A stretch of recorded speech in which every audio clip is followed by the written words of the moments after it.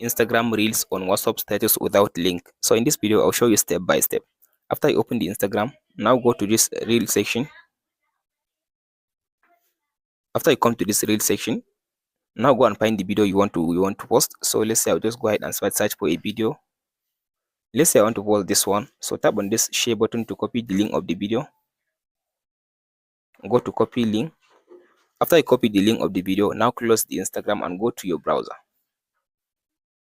After you open any browser, just go ahead and tap on this search button and search for this website past, like this, pastvideosaver.net. Here is it now, pastvideosaver.net. Just open the website. Now here is it now. Now paste in the link in this option. I'll paste in my link. Here is it, and tap on this download button. So as you can see now here is the video. Now tap on this download button to download the video. So now the video has finished downloading. All you have to do now, just go back and open up your WhatsApp. After you open your WhatsApp, now go to update section.